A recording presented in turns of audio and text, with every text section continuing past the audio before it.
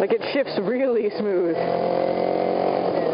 The KLX lurches forward every time you shift. This one doesn't do that. I mean, that's after 25,000 miles. I've just never managed to get it to shift very well. But the Ninja, man, shifts nice. Very forgiving transmission and clutch. Not as coming at you as the single. And it's also, because it's the twin and it has such a wide band, like, it doesn't redline till 13,000 RPM on this old model. And the new one didn't redline. Mine didn't redline. It hit the rev limiter at about 14,500 RPM. This neighborhood is not really a two-way neighborhood because everybody parks on the street. But anyway, with it being the having that extra cylinder and twice the RPM range, it's much more forgiving with gear selection too.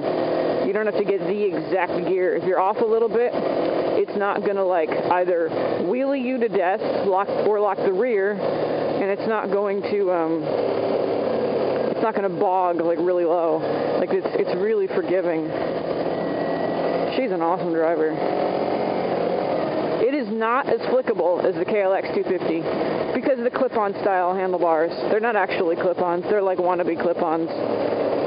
But they have the clip-on style to them. And that makes them great for high-speed maneuvering, but not for city maneuvering. It's the same reason I wouldn't want a sport bike. If I ever bought a 600, well, I would never buy a 600. If I bought a sport bike, I'd buy a liter bike.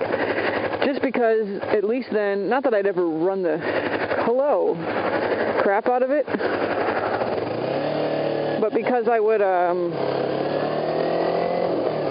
because it has instant torque down low, and I've gotten so used to that, not having to rev the crap out of an engine to get to the power band. But if I ever had a sport bike, it would be a liter bike, and I would put handlebars on it. Clip-ons, they're great for the track. They make 0 sense for daily commuting because you don't have the leverage. Counter steering is where it's at, especially with a sport bike. I want to see how this thing does on the highway.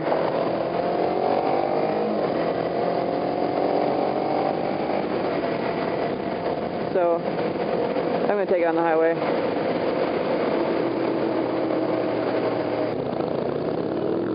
We're only going to be on this for like 2 exits.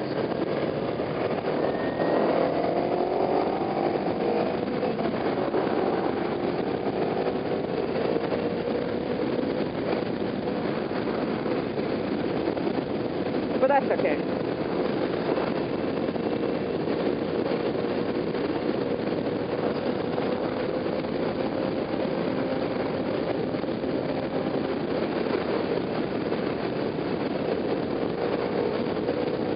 Oh my gosh, it doesn't go anywhere.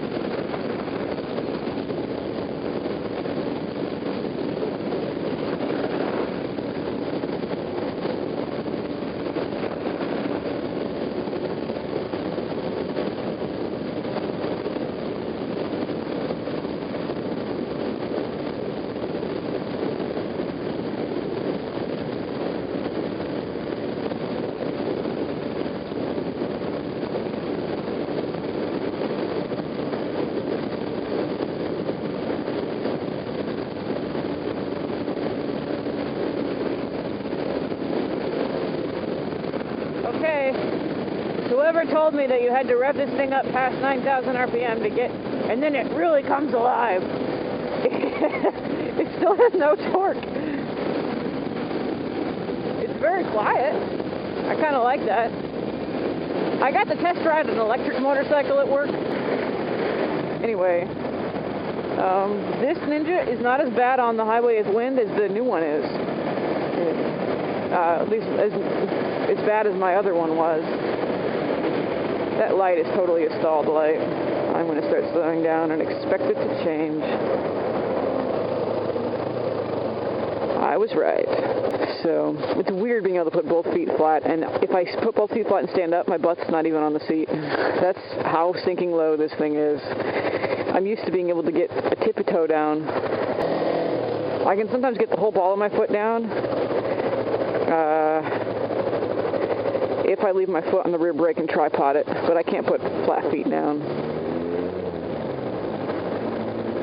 It's funny, everybody thinks I'm a total squid right now, because I'm on an Ninja 250 in full gear. I'm wearing leather pants. How sexy is that? And I have a mohawk on my helmet.